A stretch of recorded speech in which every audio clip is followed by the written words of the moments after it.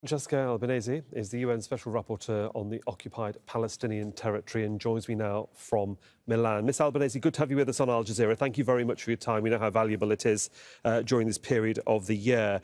Some pretty stark and dire accusations being made by that Israeli spokesperson that the UN is complicit partners of Hamas. Are you complicit partners of Hamas?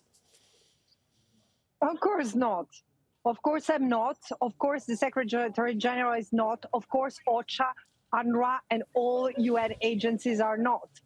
But again, these are the usual accusations by Israel to the United Nations and to whomever denounces the absurd and criminal practices of Israel. This is not new.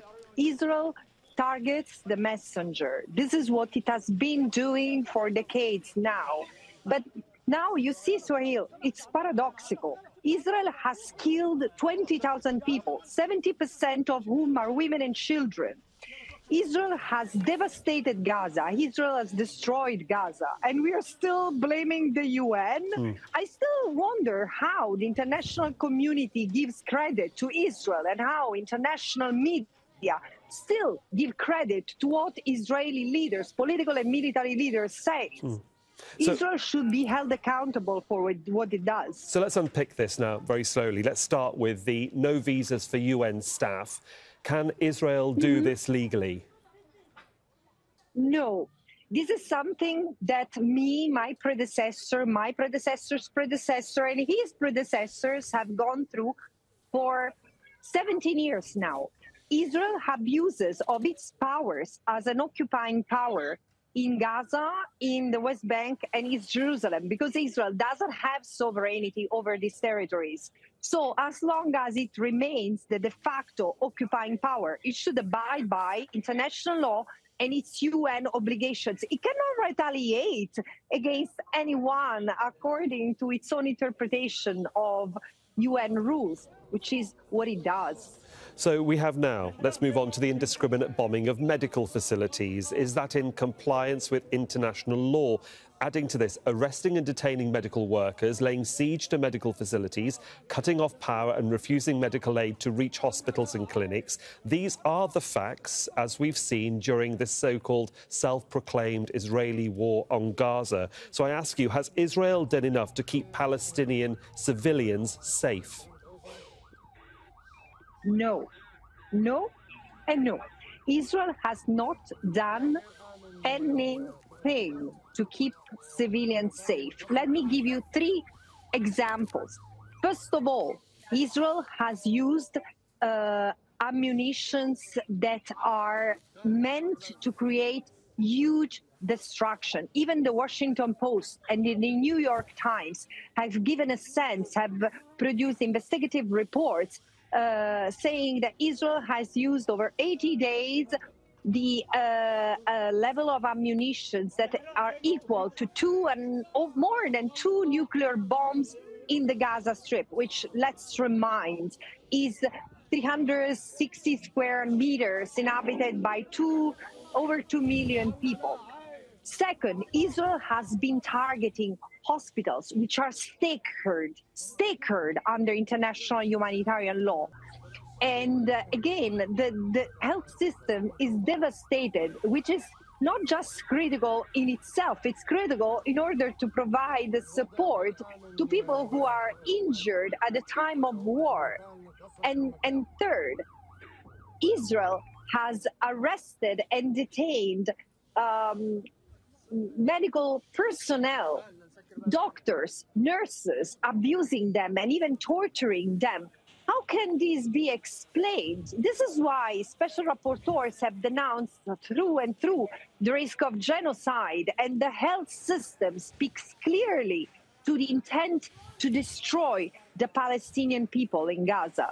You mentioned the word genocide. It's a word that's been used quite a lot these past 8 weeks. Can I just bring you to focus on the images also that we've been seeing in the past 24 hours, the dehumanisation, as they've been described, of Palestinian people in the occupied territories, the images of, firstly, partially clothed detainees. One assumes at the moment as far as the Israelis are concerned as well, that they are civilians, but they are being paraded around like prisoners of war. And I dare say it's frighteningly reminiscent to anybody watching these images of historical images that we've seen in the past of Abu Ghraib in Iraq, Srebrenica, and dare I also say, images from World War II. No, totally. The horror that we are seeing in Gaza is unmatched because, as you say, it reminds of several contexts, of several wars, of several horror, and everything is packed in one and being televised. This is what I find shocking, is being televised where the people in Gaza, not only they're bombed, they're killed, they're blamed, they're smeared, they're also, in a way, displayed in this pornography of war.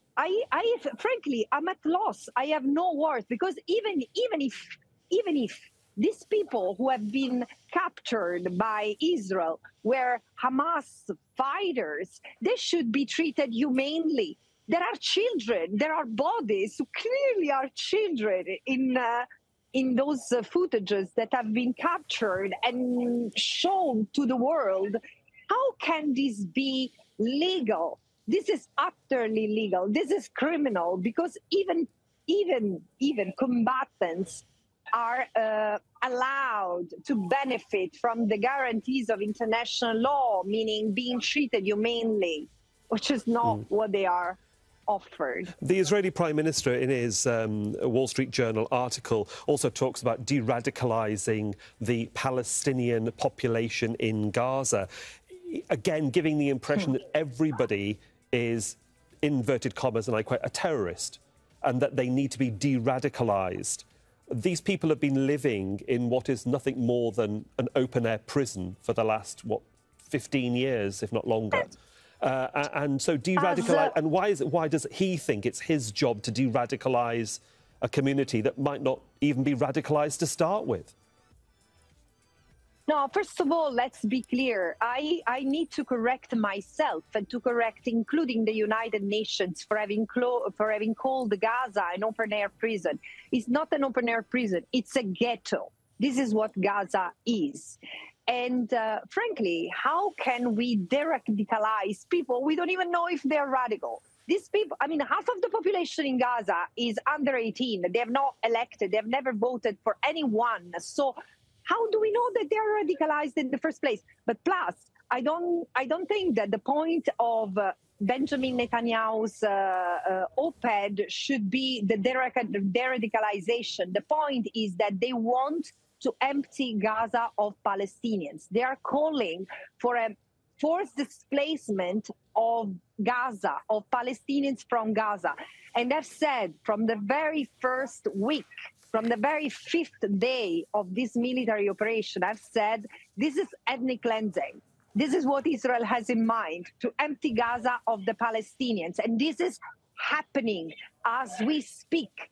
And this needs to stop. There is only one way to stop it, and it's a ceasefire. There is no other way. A ceasefire, a return of the Gaza population to the houses that are still holding there, and then reconstruction, but also holding Israel accountable. Israel is to pay for what it has done to Gaza, in as much as Hamas is to pay for what it has done to the Israeli civilians on the 7th of October. Indeed. The contradiction here is, and you sort of slightly mentioned at the beginning of this interview, is about the international community. Why haven't they been louder? Why hasn't the media itself been voicing its outrage at what it sees here when it's been very vocal about issues historically, let's just say the Balkans, and now about Ukraine? Joe Biden has said no ceasefire on one side, and yet he's also said absolutely no movement of Palestinians outside of Gaza. He does not want to see mass migration. He does not want to see another Nakba, basically. So there is now going to be some sort of, dare I say it, head-to-head, surely, between Washington and Tel Aviv about the way forward. There has to be. Yeah, but I don't see that because, OK, two things here. First of all, Srebrenica happened, and the world let it happen. Rwanda, the genocide in Rwanda happened, and the world let it happen. And it is the same way the world is letting a genocide unfolding in Gaza. So to put things in context, the world, the international community is proving once again unable to prevent atrocity crimes. So this is the first factor that we need to bring in. The second element is that I don't see a head-to-head between the US and Israel at all, because the US keeps on pushing Switzerland not to have an international conference on the situation in the occupied Palestinian territory, keeps on pushing to delay the request for a ceasefire, a resolution on the ceasefire. The US keeps on sending weapons to Israel. So there is no head-to-head. There is an enabling of atrocity crimes being committed by Israel. This is what the US is doing, and we cannot be confused about that. So where's the solution then, Ms. Albanese?